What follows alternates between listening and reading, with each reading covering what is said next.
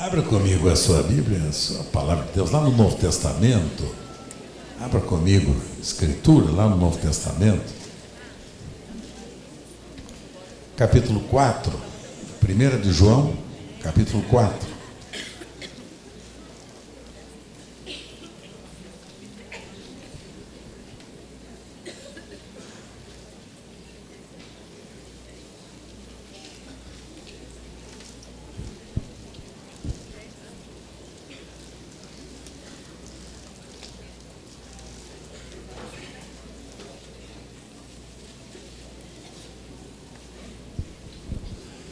De João, capítulo 4.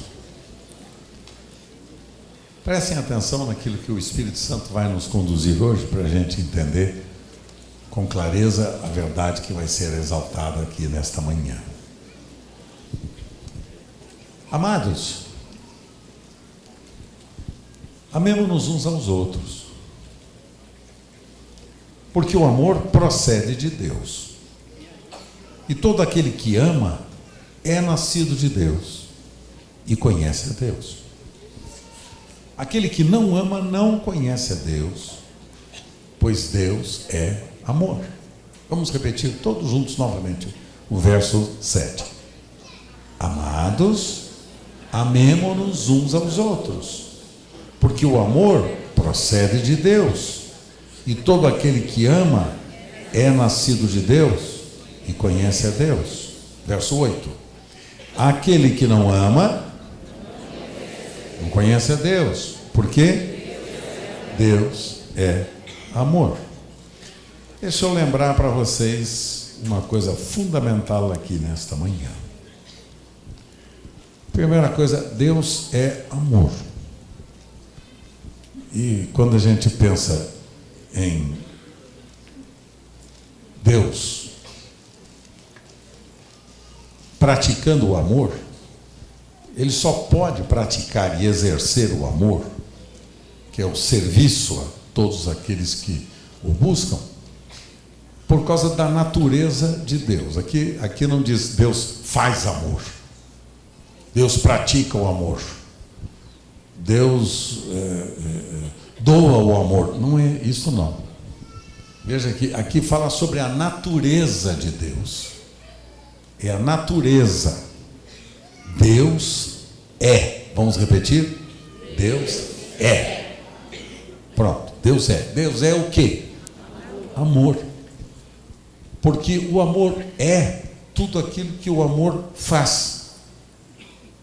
O amor é a expressão do caráter de Deus e da sua personalidade, e do seu caráter, da sua natureza, melhor dizendo.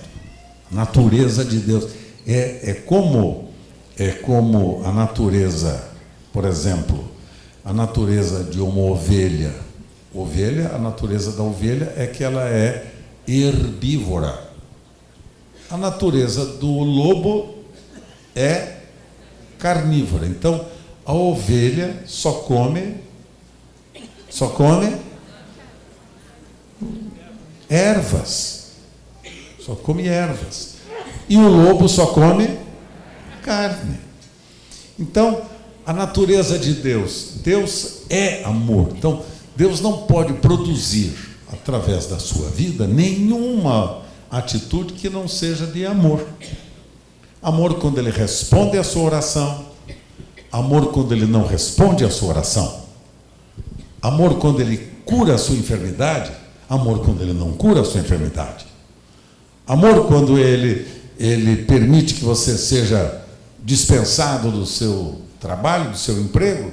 E amor quando ele lhe dá um novo emprego. Ele independe das circunstâncias, ele é amor.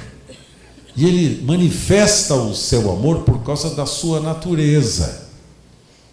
Muitas vezes, quando ele diz não, é por amor a você que ele está dizendo não. Quando ele diz sim, é por amor a você. Quando ele não lhe responde no tempo certo, é por amor a você. E assim sucessivamente. Mas por que eu estou lhes dizendo isso? Porque a Escritura diz que Deus é amor, e que todo aquele que ama é nascido de Deus. O que significa isso? Todo aquele que ama tem a natureza de Deus, é semelhante à natureza do nosso Pai, é a natureza daquele que é nascido de Deus. Veja, mais uma vez, aqui, o confronto com a real necessidade do ser humano. Lembre-se você de um religioso muito conhecido na sua época, um mestre entre os judeus, chamado Nicodemos, descrito a sua experiência no texto de Evangelho de João, capítulo 3, quando aquele homem vai, um intelectual, um mestre, um rabi, um líder entre os judeus, vai até Jesus e faz toda aquela declaração que todo religioso faz a respeito da sua demonstração de fé. Oh, eu sei quem tu és, vieste da parte de Deus, sei o que fazes, nenhum milagre farias se Deus não fizesse os milagres através de você. Tentando impressionar Jesus pelo seu conhecimento intelectual de Jesus. O que é que Jesus lhe respondeu? Disse para ele o seguinte: Nicodemos, deixa eu dizer uma coisa para você. Com toda esta sua declaração como bom religioso, se você não nascer de novo, você não entrará no reino de Deus. Você não verá o reino de Deus. Então disse Jesus, você precisa nascer de novo. O que é que Jesus estava querendo dizer para ele? Você precisa mudar de religião. Você precisa frequentar um outro grupo. Você precisa ter uma outra concepção religiosa. Disse, não. Jesus disse, o problema é da sua natureza. Porque a sua natureza humana, ela apenas me mostra como o líder de uma organização religiosa, ou como o Messias, né, que Israel busca. Nicodemos, o meu problema não é com a sua religião, o meu problema é com a sua natureza. Se você não muda de natureza, se você não ganha uma natureza nova, você não consegue me conhecer. Você não sabe quem eu sou, a não ser pela sua intelectualidade, a não ser pelo seu conhecimento intelectual. Então, Nicodemos, todo aquele que é nascido de Deus, Nicodemos, este me conhece, este sabe quem eu sou, porque este entrou no reino. O que é entrar no reino? Entrar no reino de Deus é entrar debaixo do governo de Deus. Por exemplo, quando eu saio daqui e vou para os Estados Unidos da América, ou para a Europa, qualquer outro país fora do Brasil, saio daqui e vou para a Argentina, pronto, mais pertinho, saio daqui. Qual lei que eu devo submeter-me quando eu vou para a Argentina? Qual lei que eu devo me submeter quando eu vou aos Estados Unidos? Porque entro num reino, num governo que não é o governo brasileiro. Então, devo me submeter à Constituição americana, Constituição argentina, as leis argentinas, as leis americanas. É assim que funciona. Quando nós nascemos de novo, nós deixamos o reino das trevas e herdamos o reino da luz. Deus nos coloca no reino dele. Como? Quando ele faz de nós uma nova criatura, ele nos transforma num novo cidadão, numa nova cidadã, debaixo da autoridade do governo, da Constituição daquele país. E a constituição do reino de Deus é esta aqui. É a palavra de Deus. Essa é a constituição do soberano legislador. Esta é a constituição do soberano legislador. Ele que legisla as nações. Então, quando você nasce de novo, e a característica do nascido de Deus é que ele entra no novo reino, num novo governo. Por isso que a gente vê muitas vezes dentro da igreja pessoas que mudaram de igreja, mas não mudaram de governo. O que acontece? Elas apenas mudaram de concepção religiosa, apenas mudaram de manifestação de culto, né? Elas apenas mudaram de grupo religioso.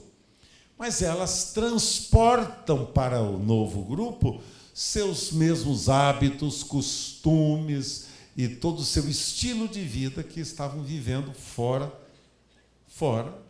em outro grupo. Quando nós nascemos de novo, nós mudamos de reino, porque mudamos de rei. Antes, quem dominava, governava nossa vida era Satanás. Foi Jesus que ensinou isso. Ele disse aos judeus, João 8, verso 44, vocês têm por pai ao diabo, porque o diabo é mentiroso e vocês são mentirosos também. Porque todo o que mente, disse Jesus, é filho do diabo. Mentiroso é filho do diabo. Então Jesus foi claro em dizer isso. Quando nós nascemos de novo, perdemos a paternidade que tínhamos com o diabo, que era o nosso pai, e ganhamos a paternidade divina, tendo Jesus como nosso irmão mais velho. Deus é o nosso pai, Jesus é o primogênito entre muitos irmãos, diz a Escritura. Por quê? Porque Jesus iniciou uma nova geração de homens e mulheres semelhantes a Ele. Homens e mulheres que, quando nasceram de novo, mudaram de reino e ganharam a natureza dele, a natureza de Deus. Porque a natureza de Deus é que Deus é porque Deus é amor. Deus é amor. E porque Deus é amor, diz a Escritura, que Deus amou o mundo de tal maneira que deu o seu Filho, para que todo que nele crê não pereça, mas tenha a vida eterna. Então, a natureza de Deus, que é amor, é a natureza do doador, daquele que doa, daquele que entrega, daquele que está sempre disposto a repartir, a servir, a doar. Cristianismo não é religião. Cristianismo é relação com o nosso Pai, através do doador da vida, que é Jesus, que entregou a sua própria vida para que todo aquele que viesse a crer nele não perecesse, mas tivesse a vida eterna. Então, por isso, João declara aqui o seguinte: amados, amemo-nos uns aos outros, porque o amor é de Deus, e qualquer que ama é nascido de Deus, porque Deus é amor. Então, veja bem, queridos, quando nós nascemos de novo, ganhamos a natureza divina, nos tornamos coparticipantes da natureza divina, diz o apóstolo Pedro, escrevendo a sua segunda carta. Nós nos tornamos coparticipantes da natureza de Deus. O que é coparticipantes? Participante juntamente, junto. Somos coparticipantes, participantes juntamente da mesma natureza de Deus.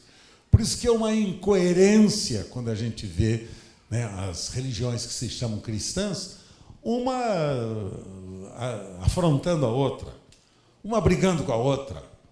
Cristãos violentos, cristãos cheios de ira, cristãos, né, corruptos, né, que se chamam de cristãos, porque Deus não é corrupto, ou é? Se nós nascemos de novo, ganhamos a natureza divina. Então, se ganhamos a natureza divina, nós nos tornamos coparticipantes da mesma natureza de Deus. Por isso é que João, e agora você vai entender, por isso que João está dizendo, amados, amemo-nos uns aos outros.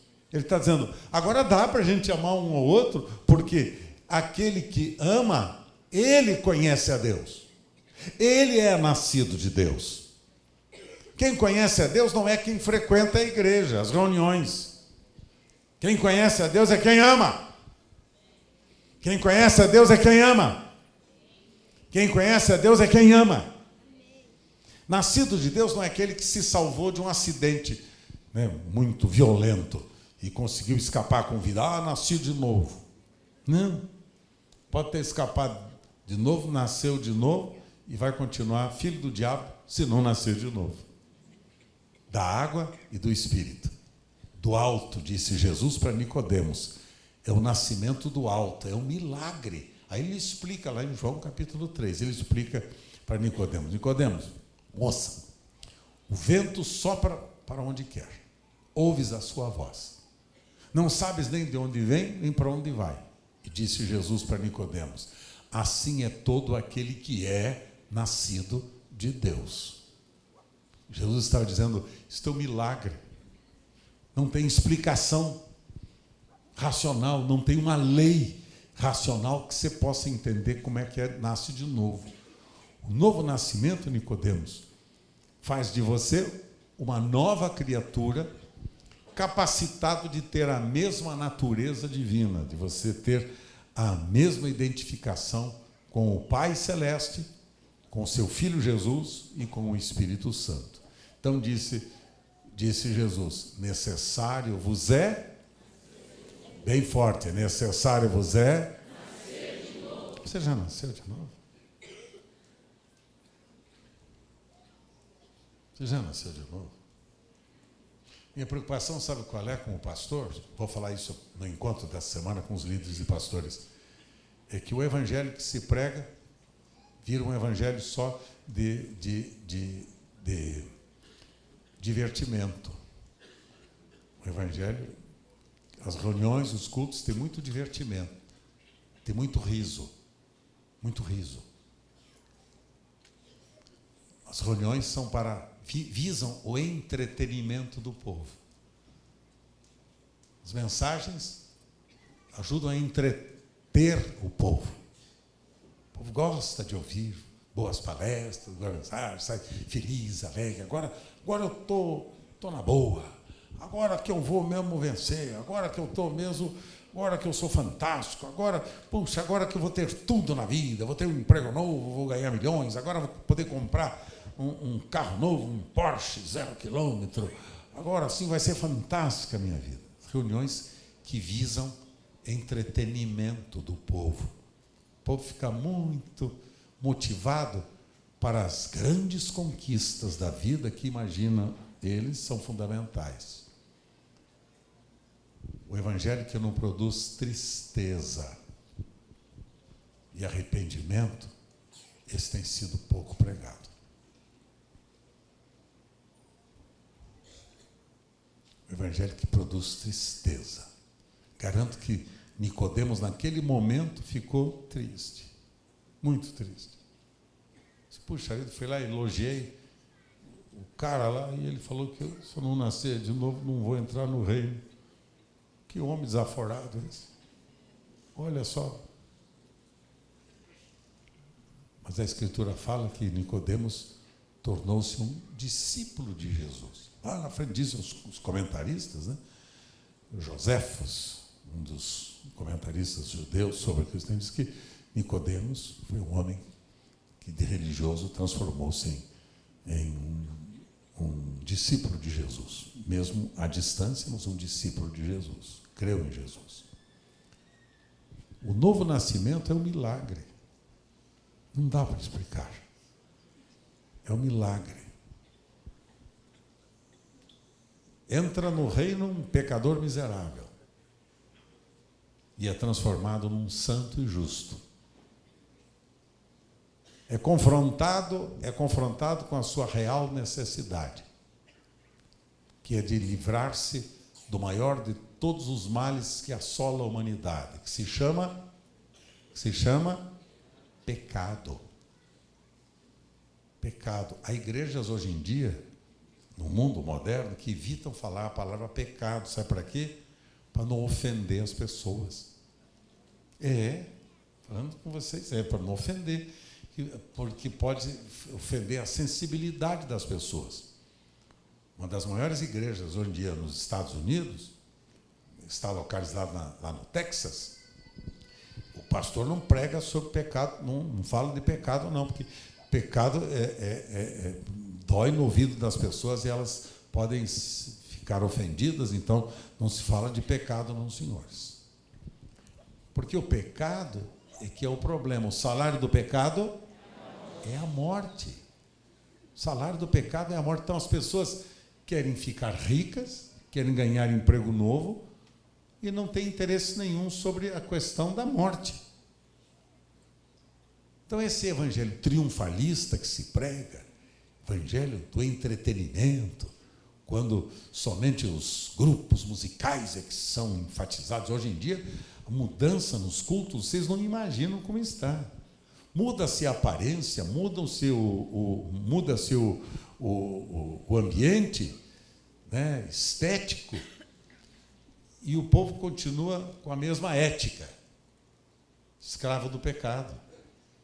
Mudam-se as aparências, os sermões são feitos apenas para manter o povo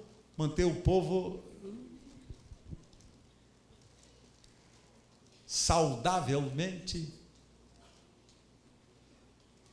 distraído com a sua real necessidade, que é ficar livre do salário do pecado, que é a morte. Não há confissão de pecados. Estava lendo um autor muito interessante um dia desse, ele dizia: as pessoas, ao invés de saírem das nossas reuniões chorando, elas saem sorrindo e brincando. Saem sorrindo e brincando, porque elas saem alheias à sua real necessidade, que é nascer de novo. Por isso que quando João diz, amados, amemo-nos, ele está dizendo, você só pode amar alguém se você nascer de novo. Você pode ser muito simpático, muito educado, uma pessoa muito gentil, né? Tudo isso você pode ter, sem problema nenhum. Mas se você não nasce de novo, você não consegue amar, porque se Deus é amor, o nascido de Deus é amor.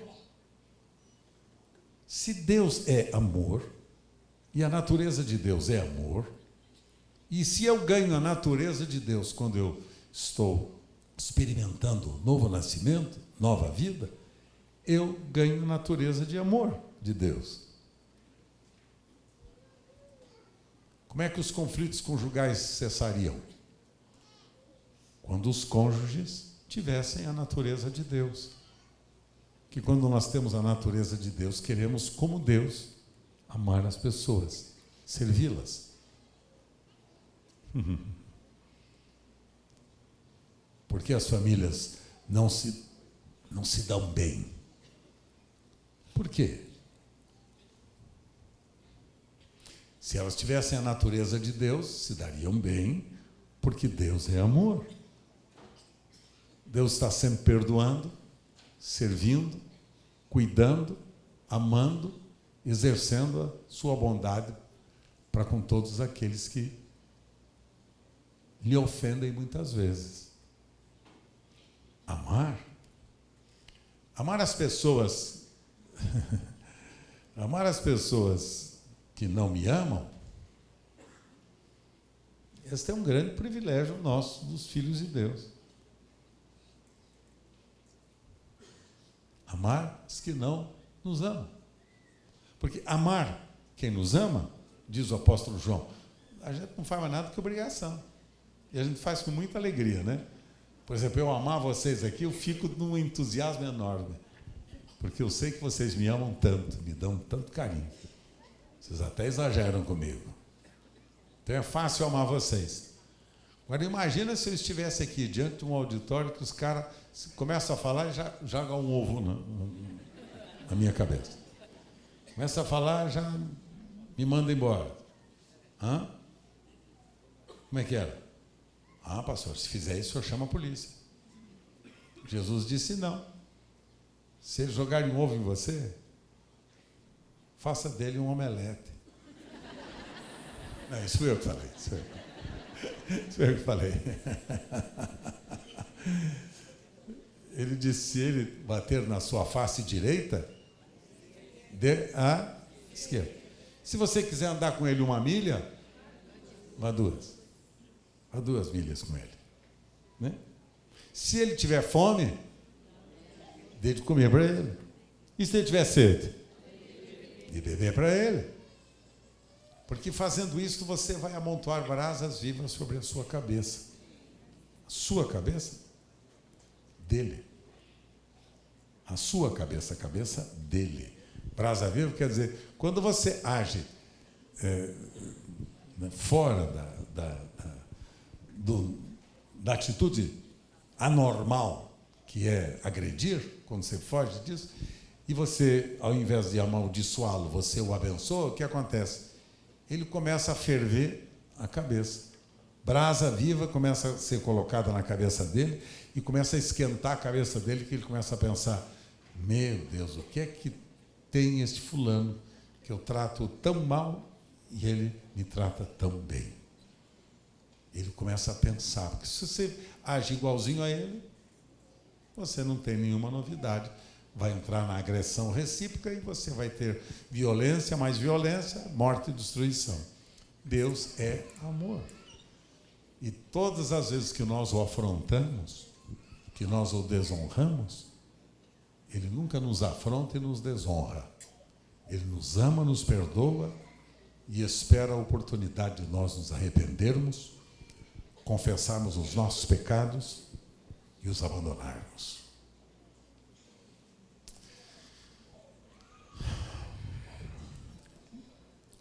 O que ama é? O que ama é? Vamos repetir. O que ama é? Nascido de Deus. Esta é a característica daquele que ama. Agora, veja comigo Romanos capítulo 5. Romanos capítulo 5, verso de número 5. Romanos 5, verso de número 5. Eu sempre cito esse texto aqui, estou pedindo agora para você abrir a sua Bíblia, para você anotar este texto. Romanos, capítulo 5, verso 5. Olha lá. Ora, a esperança não confunde, porque o amor de Deus é derramado em nosso coração pelo Espírito Santo, que um dia nos vai ser dado. É isso? Que já nos foi dado, já nos foi outorgado, já foi. Então veja, o amor de Deus é derramado aonde? Aonde? No novo coração.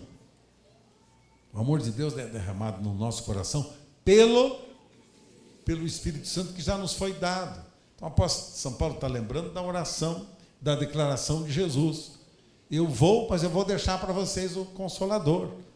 Ele estará entre vós, mas ele viverá e habitará em vocês também, morará em vocês. Então, o apóstolo Paulo está nos lembrando que o Espírito Santo já nos foi dado em forma do que mesmo? Em forma de amor. Porque o Espírito Santo só é dado na vida das pessoas para que elas revivam, repitam a história, o modelo e a natureza de Jesus. Então, deixa eu lhe dar aqui uma boa notícia. O Espírito Santo que foi dado a você, depois de você ter nascido de novo, depois de você ter se arrependido dos seus pecados, sentido nojo, seus pecados, confessado, abandonado. O Espírito Santo foi derramado aí no seu coração em forma de amor. Porque o amor de Deus derramado no seu coração é que faz de você alguém semelhante a Jesus. O amor dele é derramado no seu coração para que você seja parecido com Jesus. Por que seu marido não é mais parecido com Jesus? A senhora precisa orar por ele, estimulá-lo a encher-se do Espírito Santo. Por que a sua esposa não é mais parecida com Jesus? Porque o Senhor precisa estimulá-la a orar por ela para que ela seja mais cheia do Espírito Santo. Porque quanto mais cheio do Espírito Santo, mais parecido com Jesus. Quanto mais cheio do Espírito Santo, mais Jesus se manifesta em você, em mim. O que é que eu preciso hoje? Eu preciso hoje de uma porção nova do Espírito Santo para que eu seja mais parecido com Jesus. Por isto, o apóstolo São Paulo escreve aos Gálatas, capítulo 5, verso 18 em diante, ele diz assim: não vos embriagueis com o vinho, onde há contenda, mas enchei-vos do Espírito Santo. Enchei-vos do Espírito Santo, falando entre vós, com salmos, hinos e cânticos espirituais, salmodiando a Deus no vosso coração. E logo no verso 21, aí o apóstolo São Paulo está dizendo: agora, mulheres, sejam submissas a vossos maridos. Maridos, amai vossas mulheres como Cristo amou a igreja. Então, agora, o apóstolo São Paulo está nos ensinando que o caminho dos relacionamentos é o caminho que o Espírito Santo derramado no meu coração produz na medida em que eu sou cada dia mais cheio do amor de Deus derramado no meu coração. Nesta semana de jejum e oração, todos nós fomos desafiados a praticar. Meu coração esteve muito sensível a esse desafio. E eu dizia na minha oração: Senhor, eu quero ser mais parecido com Jesus. Mais parecido com Ele, Senhor. Não nas obras que Ele fez somente, que é verdade, Ele prometeu que as obras que Ele fez nós poderemos fazer maiores. Mas eu disse: não, Senhor, eu queria ser mais parecido com Jesus em fidelidade, em santidade, em amor, em compaixão. Sinto que eu tenho tão pouco. Eu disse: Senhor, me enche com o Teu Espírito Santo para que eu seja mais parecido com Jesus. Que não dá para eu continuar parecido com o Carlos Alberto, bem educado, bem informado, mas isso tudo não lhe faz cidadão do reino. Quero ser parecido com Jesus, em sua santidade, em seu amor, em sua compaixão, sua paixão pelos perdidos, em sua bondade, em sua graça, em sua sensibilidade, em sua firmeza, no conhecimento de Deus, em sua intimidade com o Pai. Não é possível ter recebido o Espírito Santo e eu ser tão parecido com o Carlos Alberto. Quero ser cheio do Espírito Santo, mas ser parecido com Jesus. Para isso, sabe o que é que eu fiz?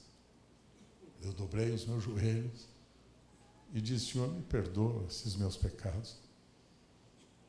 Senhor, perdoa este pecado da minha incredulidade. Perdoa este pecado da dureza do meu coração. Perdoa este pecado da minha religiosidade. Perdoa este pecado da aparência. Perdoa, Senhor.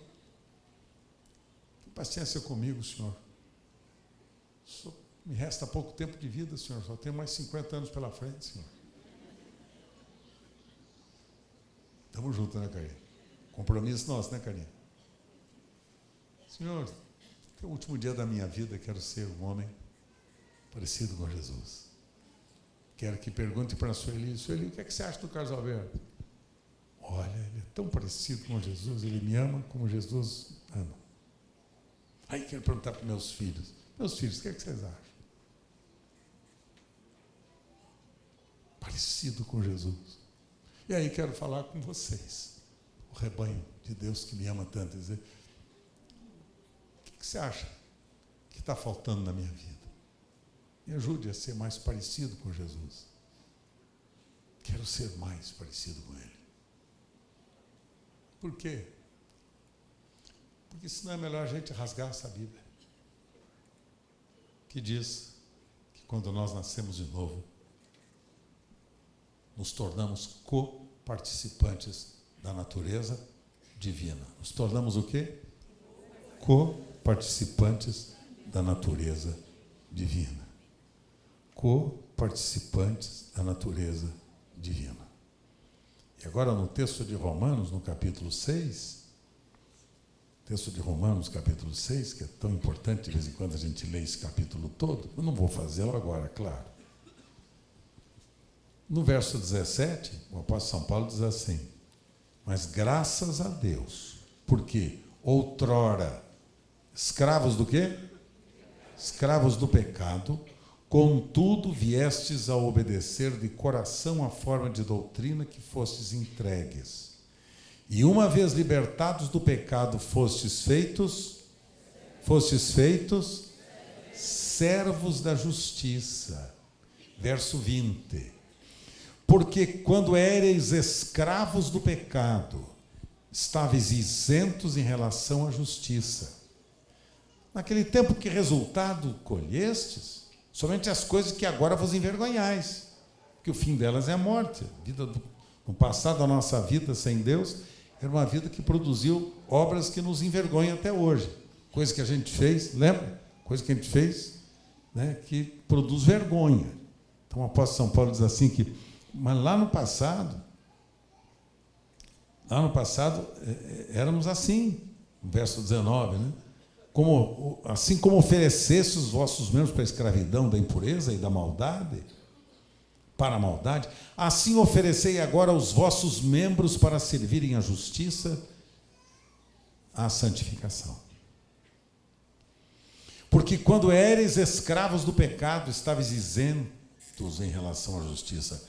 Quantos de nós aqui éramos escravos do pecado? Levante a mão. Todos nós. Diz a Escritura que todos nós éramos escravos do pecado. Escravo tem liberdade para fazer o que quiser? Não, por isso que a gente não conseguia escolher entre o bem e o mal.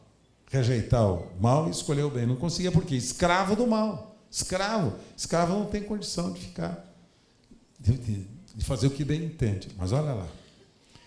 Naquele tempo, verso 21, que resultados colhestes? Que resultado nós colhemos por causa da escravidão? Somente as coisas que agora nós nos envergonhamos, porque o fim delas é a morte. Se nós continuássemos a viver e a praticar aqueles mesmos atos que nós praticávamos, diz aqui o apóstolo São Paulo, agora o fim disto é a morte. E o verso 22. Agora, quer dizer, antes éramos escravos do pecado, viu? Verso 20 diz, éreis escravos. Verso 22, agora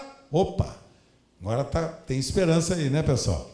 Agora, porém, libertados do pecado, transformados em servos de Deus, tendes o vosso fruto para a santificação e por fim, a vida eterna. Porque o salário do pecado é a morte, mas o dom gratuito de Deus é a vida eterna por meio de nosso Senhor Jesus. Amém? Antes, escravos, agora, livres. Quando nascemos de novo, Deus quebra o jugo da escravidão que estava sobre nós. E nós ganhamos agora a cidadania do reino de Deus, de homens e mulheres livres para honrar e servir a Deus. E diz Paulo aqui que você leu comigo, produzindo agora o fruto para a santificação. Santificação não é esforço que se faz para ser santo, para ser bonzinho. Santificação é o resultado da vida de Cristo que me transforma um homem santo, por causa do santo que vem habitar em mim, que vai habitar em você. O santo habita em você. Ouça, o santo habita em você.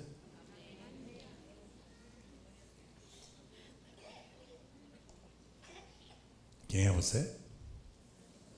Quem é você? Quem é você? Portanto, quem é você? Santo. O santo habita em você. Então o caminho agora é o seguinte: se você não nasceu de novo, hoje pela manhã vou lhe dar uma oportunidade de você, consciente da sua necessidade, confessar o seu pecado e entregar sua vida hoje a Deus, para ser cheio do Espírito Santo, para ser transformado num homem e numa mulher parecidos com Jesus, e então, por fim, a vida eterna. A vida eterna é dada a quem nasceu de novo. A vida eterna é dada se você é bonzinho ou não, se você dá esmola ou não, se você é uma pessoa maravilhosa ou não. A vida eterna é dada para quem nasceu de novo. Torna-se cheio do Espírito Santo. O amor de Deus é derramado no seu coração e ele é capaz de amar, de honrar e de servir a Deus e ao céu semelhante como Jesus o faz. Curve a sua fronte. Feche os seus olhos.